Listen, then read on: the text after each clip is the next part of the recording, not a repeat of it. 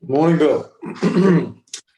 I just wanted to follow up a little bit in respect to the IFAST post that I put on there with my little my friend who's got that pretty significant left turn going on when he's on the bench press and Okay. pretty Yeah. else.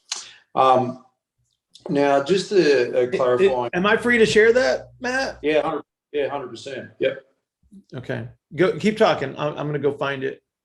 Yeah, okay. So just a clarifying point that Ian picked up on there for me, and I just want to make sure I think I've got this sorted in my mind, but I'll run through it. So initially I was under the impression that maybe he didn't have a posterior lower left compression at the bottom there because I thought that he was moving back to the left on the deadlift hinge and had that area of being compressed, and that would have seen him move to the right rather than move to the left. Mm-hmm. But it's just occurred to me fairly recently that I think that if he has a posterior lower left compression there as well, then he simply, as Ian pointed out, that his starting condition would mean that he's already turned to the left, and then as he moves back as one unit, just in that direction.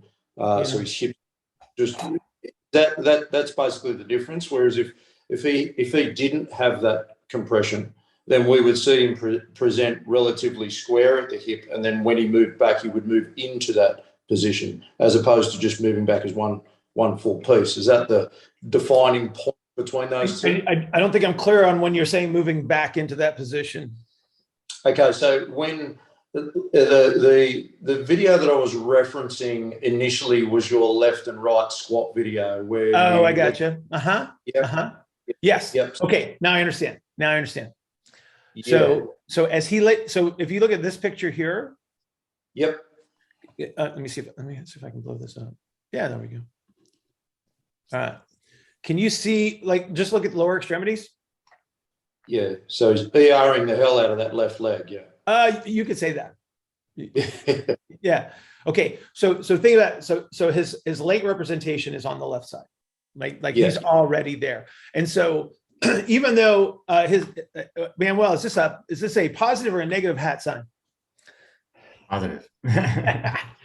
So even though his hat is facing a certain direction, we can't rely on that as a representation of anything that's going on here because he's moving around on the bench. But what I want you to understand is that he is literally facing up and to the right. Okay. Yeah. That's what that ER is. So it's like the ER is not pulling him in that direction. He's actually pushing himself away from that direction. So his spine and his sacrum are oriented. So they are facing up and to the right. Yeah. As he is executing this. I get that. Yeah. I get that. So that would be somebody that if they were squatting, it would look like they were going down into the left. Yeah. And you would see this same orientation of the lower extremities in a squat because what happens when they push the left side forward, that the left knee is going to point out and to the left, which is the turn, right? So what's the defining characteristic when we're looking at it from here? Just so I'm getting a little confused on this. On the left shift video that you went through the sequence with the pelvis and explained that they've got narrow ISA, so they've got a compression at the apex of the sacrum naturally, and then they've acquired a compression at the posterior left, but at the base of the sacrum, which is starting to turn the spine to the right. But they still had a availability or an open space, if you like, or some ER room in the posterior lower left. So when that was on the left shift video that you had, so it's not a space; it's the fact that it's just facing that direction. So his straight ahead. Okay, can you see that his eyes are up and to the right? Yeah. Yeah. Okay, so that's where he's trying to make everything go. Yeah, right. Okay. Yeah. So he's looking in that direction because that's where he wants everything to go. And you can see that that this left hand relative to the ground, his left hand is higher. And all that is him, he's literally showing you, here's my strategy to push everything forward. Right? Yeah, he's just turning away from it. Yeah. Well, yeah. Again, and so the whole left side is following suit, right? It's the exact same strategy all the way down. So he's got a left posterior lower compressive strategy. He's using a late representation. So the left sacral base is getting pushed forward on the left side, which would promote the turn away. His DR is doing the same thing. His upper cervical spine is doing the same thing. Yeah. Well, that's sort of what I thought. But when I watched the left shift video, specifically that left shift video on the squat, I don't know whether you remember it in detail, but I couldn't understand. I don't remember what I did yesterday, dude.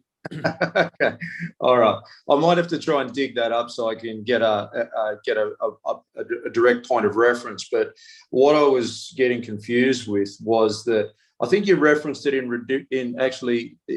noticing the difference between end range hip flexion and straight leg raise, and how the person in question had preserved a straight leg raise but had lost end range hip flexion, and that was indicating that they didn't have that lower posterior compression at that point. Is that ringing a bell? So hang on. So here's what happens when you've got a straight leg raise, but the hip flexion is limited. So what that means is, so when you did the straight leg raise, when you raise the leg up, he just turned into his current strategy. So this strategy that you're seeing on the bench press, he will do it when you raise his left leg up. Yeah. Okay. No, I haven't actually done that on this guy, but it was that was the reference you made in the video. Okay. So when you bend the hip and the knee, displacing weight over the hip, okay. Which in a perfect world, that should put load into the table. Yeah. Right. Yeah.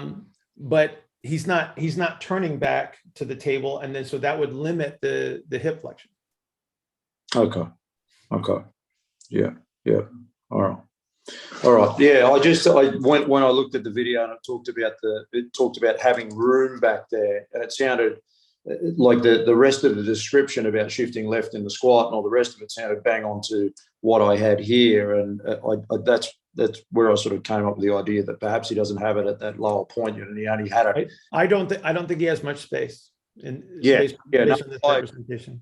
I agree with you. He's he defaults to an anterior orientation at every available opportunity as well. So put him in a push-up position, or anything of that nature, he's dumping straight IR of the spine. So all right, cool. There was one other thing in respect to the same series of photos. The on the diagram that you mocked up with the red line on the right leg, was that just demonstrate, just to highlight the differences between the two? There was no. Yeah, I wanted you to see the ER orientation. Do I have that? It'll be in the comments, I think. Hang on. It's in there somewhere. Right there. In the comment section, directly below the post. I think it is. Right there. Oh, yeah, the one above. There it is. Yeah. So that was just for his hips. Yeah. Okay, that's fine. That's no problem. See the orientation. Okay. Yep. Do you mind going in a little tiny bit to if Manuel wants to pop in there about the bit that he was talking about in respect to the head position and the spine? Let's go back to follow up on that now. Yeah, well, I was asking if there was a transitional segment at the T1 junction. It's compressed. So you would see this narrow ISA overhead press. Mm-hmm. You've seen the same turn, right? Mm-hmm. Where they're pushing the left side harder, right? They're going to push the left side harder forward, and you'll see the same kind of a head orientation or they're going to kind of do that because they're compressing the left DR forward, right? Mhm. And so you'll see their head will go this way and their jaw kind of goes back against it like that. Mhm. It's the same orientation. You know, when I saw this picture, I thought this guy is so narrow. I thought he was pushed forward on the left and even went towards the right. And the way I looked at that was that even though his left leg is oriented outward more, like his feet are turning more, his right foot is turned out, is turning out more, like he's rolling on that edge of the foot. Kind of like what I see in squats or in pulls or extensions. Yeah. My athletes. And he's also got that side bend on the right. Oh, I don't think there's any question. Like he's like I said, you just look at his eyes. Like he's trying to get everything over that way. Yeah, because normally what I would see, he's over to the right. Yeah, like if I saw somebody that was just compressed on the left and forward, he would be kind of side bending on that left side, getting pushed down and forward. And then, but if he gets to the right, yeah, I think you're on point. I think you're on point with that. Yeah, I mean, you see the. He's gonna be on the edge of the toe. Oh yeah. And I see that when I see lifters who are narrow and push forward and left, when they have extension, they have that same kind of foot orientation there. It's like I won't disagree with that at all. Yeah, I think you're on point. Yeah.